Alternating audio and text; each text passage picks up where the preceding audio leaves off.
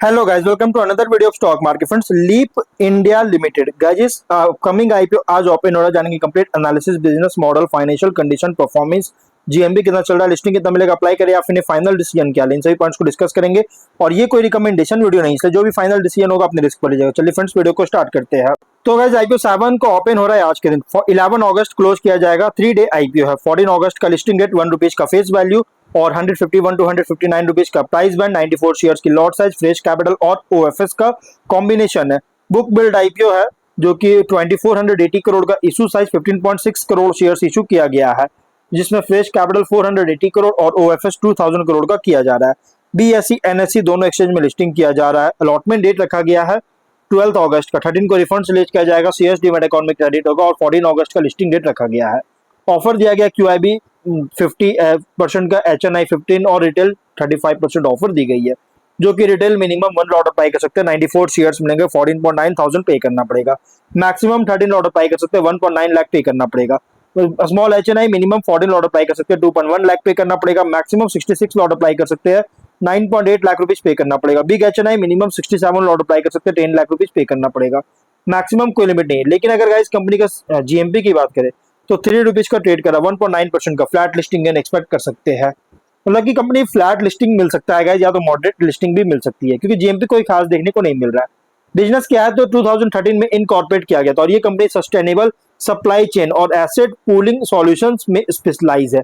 और company services जो कि इंक्लूड है equipment pooling, returnable packaging, inventory management, transportation और रिपेयर मेंटेनेंस, जो कि अलग अलग इंडस्ट्री जैसे e-commerce, FMCG, automotive, consumer durables के लिए ऑफर करता है। ग्लोबल इन्वेस्टमेंट फर्म KKR जो कि इसके मेजोरिटी स्टेक जो है सो एक्वायर किया था 2023 में लीप इंडिया में, और जो कि एशिया इंफ्रास्ट्रक्चर स्ट्रेटजी के साथ अलाइन किया गया। ऑफर जो कर रहा है इसमें पैलेट्स जो कि ड्यूरेबल रिसाइक्लेबल वुडन पैलेट्स होता है, जो कि up to 5 ton load capacity के साथ, इफिशिएंट स्टोरेज, हैंडलिंग और ट्रांसपोर्टेशन के लिए। कंटेनर जो कि रीयूजेबल, फोल्डेबल, स्टैकेबल कंटेनर्स जो कि डिजाइन किया गया है सेफ स्टोरेज, मटेरियल हैंडलिंग और सप्लाई चेन ऑपरेशंस के लिए। और मटेरियल हैंडलिंग इक्विपमेंट जो कि इंडस्ट्रियल इक्विपमेंट है, जिसमें इंक्लूड है फॉर्क लिफ्ट और इफिशिएंट लिफ्टिंग के लिए, मूविंग और लोडिंग और स्टैक मटेरियल्स के स्टैकिंग के लिए। और आर्टिकुलेटेड फॉर्कलिफ्ट्स जो कि कॉम्पैक्ट फॉर्कलिफ्ट्स है, जो कि डिजाइन किया गया नैरो एसल्स के लिए, जो कि वेयर हाउस स्पेस यूटिलाइजेशन और पैलेट हैंडलिंग इंप्रूव कर रहा है। और लास्ट है VNA मतलब वेरी नैरो एसल फॉर्कलिफ्ट्स, जो कि स्पेशलाइज्ड फॉर्कलिफ्ट्स है हाई डेंसिटी वेयर हाउसेस के लिए, जो कि एफिशिएंट ऑपरेशंस इनेबल कर रहा है अल्ट्रा नैरो एसल्स और हाई रैक स्टोरेज के लिए में।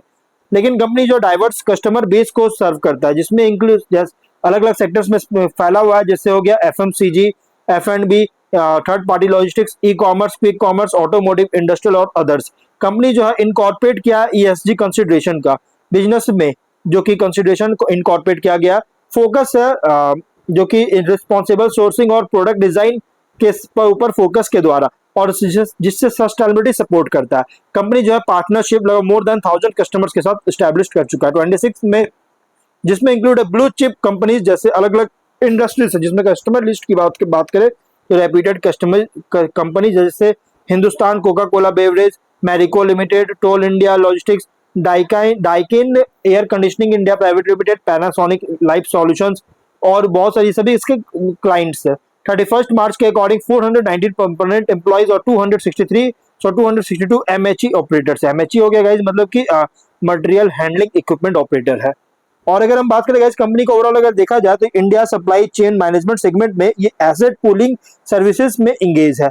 जो कि कंपनी का फाइनेंशियल अगर देखा जाए तो एसेट्स है 2401 करोड़ का, नेटवर्थ है 1006 करोड़ का, रिजर्व 679 करोड़ का, डेट है 1017.7 करोड़ का। लेकिन रेवेन्यू प्रॉफिट 24 में 372 करोड़ का रेवेन्यू, 37 करोड़ का प्रॉफिट है। 25 में 485 करोड़ का रेवेन्यू, 37 करोड़ का प्रॉफिट है। 26 में 747 करोड़ का रेवेन्यू, 62 करोड़ का प्रॉफिट है। फाइनेंशियल देखा जाए तो टॉप लाइन ग्रोथ हो रहा है, लेकिन यहाँ पे बॉटम लाइन अगर देखिएगा ना तो 24 और 25 में स्टैटिक था, लेकिन 26 में बहुत स्ट्रॉन्ग ग्रोथ किया। और अभी अगर देखा जाए तो लास्ट 3 फिस्कल में लगभग डबल कस्टमर बेस जो है ना डबल कर चुका है, 1000 के आसपास कस्टमर बेस पहुंच चुका है, जो मैंने आपको बताया। मार्की कस्टमर बेस है को सर्व करता है अलग अलग सेगमेंट्स में, सिंगल सेगमेंट पर डिपेंड नहीं है, अलग अलग सेगमेंट में। और टॉप एंड बॉटम लाइन में इंप्रूव होता हुआ देखने को भी मिल रहा है। लेकिन अगर हम बात करें कंपनी के और कुछ पॉइंट्स तो गाइस देखिए टॉप 10 कस्टमर से अकेले 26% का रेवेन्यू जनरेट कर रहे हैं टॉप 10 कस्टमर, और इसमें से कोई भी अगर एक लॉस होता है तो कंपनी का नंबर्स में फाइनेंशियल में बहुत ज्यादा इंपैक्ट कर सकता है। अगर हम इसके पीयर्स की बात करें तो कंपनी के जो पीयर्स है कॉम्पिटिटर की अगर हम बात करेंगे तो इसमें है गाइस कॉम्पिटिटर का props of events and exhibition, same तो बिजनेस नहीं कर रहा लेकिन इससे रिलेटेड बिजनेस कर रही है। Safe Cure Services and IS Management, ये इसके एसएमई कैटेगरी का कंपनी है। ऑब्जेक्टिव क्या था, आउटस्टैंडिंग बोरोइंग्स को रिपेमेंट करना चाहता है, जनरल कॉर्पोरेट पर्पस के लिए फंडिंग चाहता है। रेशियोज ROE RONW 6.2% के around, ROCE 19.1, PAT margin 8.3, EBITDA margin 50.7% का, डेट टू इक्विटी 1, पीवी है कंपनी का अगर देखा जाए तो 6.5, पी रेशियो 104 टाइम का। देखिए रिसेंट फाइनेंशियल डेटा के अकॉर्डिंग प्राइस में जो रखा गया बहुत ही हेवी प्राइस रखी गई है, लेकिन आईपीओ कंपनी जो है ना ये हायर प्रीमियम जो कि एक्सट्रैक्ट करने की कोशिश कर रहा है आईपीओ के लिए। क्यों? क्योंकि वर्चुअल मोनोपॉलिस्टिक बिजनेस मॉडल, मतलब कि वर्चुअल मोनोपॉली कंपनी है। जैसा मैंने आपको बताया इसके कॉम्पिटिटर वैसा कोई कंपनी है नहीं जो कि सेम बिजनेस करता है, बल्कि इससे रिलेटेड इसी के आसपास कंपनी बिजनेस कर रही है, बहुत सारी कंपनीज है। और इसलिए एक वर्चुअल मोनोपॉली बिजनेस मॉडल होने के कारण हायर प्रीमियम एक्सट्रैक्ट कर सकता है। और ये कि मतलब कि और दूसरी बात क्या है कि पोस्ट लिस्टिंग जो है ये फर्स्ट मूवर फैंसी फेस कर सकता है इन्वेस्टर के बीच में। लेकिन अगर हम स्वॉट एनालिसिस करें तो स्ट्रेंथ अगर देखा जाए तो एसेट पूलिंग और सप्लाई चेन सॉल्यूशन सेक्टर में ऑपरेट करता है। Pallet pooling, container pooling, material handling equipment और end to end supply chain asset management services provide करता है। One of India is a leading technology enabled asset pooling companies है जो कि large nation wide network के साथ depot और ware house का और डाइवर्सिफाइड कस्टमर बेस को सर्व करता है, FMCG, F&B, e commerce, automotive, retail और लॉजिस्टिक इंडस्ट्रीज को। एसेट लाइट रेंटल मॉडल है जो कि जनरेट रेकरिंग रेवेन्यू जनरेट कर रहा है और इससे long term customer relationship support करता है। और organised logistics, warehouse automation और सस्टेनेबल सप्लाई चेन सॉल्यूशंस के लिए डिमांड इंक्रीज हो रहा है जिससे कंपनी को बेनिफिट मिलता है। लेकिन वीकनेस की बात करें तो बिजनेस में सिग्निफिकेंट कैपिटल इन्वेस्टमेंट रिक्वायर्ड है एसेट पूल को एक्सपैंड करने के लिए, वर्किंग कैपिटल इंटेंसिव है, रिटर्नेबल एसेट्स का मेंटेनेंस और डिप्लॉयमेंट के कारण, रेवेन्यू डिपेंड करता है कस्टमर यूटिलाइजेशन लेवल्स और सप्लाई चेन एक्टिविटी पर, हाई डेप्रिसिएशन और फाइनेंसिंग कॉस्ट इसके प्रॉफिटेबिलिटी को अफेक्ट कर सकता है। बिजनेस परफॉर्मेंस लिंक्ड है इंडस्ट्रियल और लॉजिस्टिक सेक्टर ग्रोथ पर। अपॉर्चुनिटीज की बात करें, डिमांड ग्रो कर रहा है ऑर्गेनाइज्ड लॉजिस्टिक्स और रिटर्नेबल पैकेजिंग सॉल्यूशंस के लिए, और न्यू इंडस्ट्रीज ज्योग्राफिकल मार्केट्स में एक्सपेंशन हो रही है जिससे कंपनी को बेनिफिट मिल सकता है। और रीयूजेबल लॉजिस्टिक एसेट्स का एडॉप्शन इंक्रीज हो रहा है जिससे कॉस्ट को रिड्यूस कर सकता है और सस्टेनेबिलिटी को इंप्रूव कर सकता है। E-commerce, warehousing, third party logistics में ग्रोथ के कारण लॉन्ग टर्म डिमांड सपोर्ट करता है। टेक्नोलॉजी ड्राइवन एसेट ट्रैकिंग और ऑटोमेशन के कारण ऑपरेशनल इफिशियंसी इंप्रूव कर सकता है। लेकिन थ्रेट अगर देखा जाए तो स्ट्रॉन्ग कंपटीशन है लॉजिस्टिक्स और एसेट पूलिंग कंपनीज से, और इकोनॉमिक स्लो डाउन के कारण लॉजिस्टिक्स एक्टिविटी और एसेट यूटिलाइजेशन को रिड्यूस कर सकता है।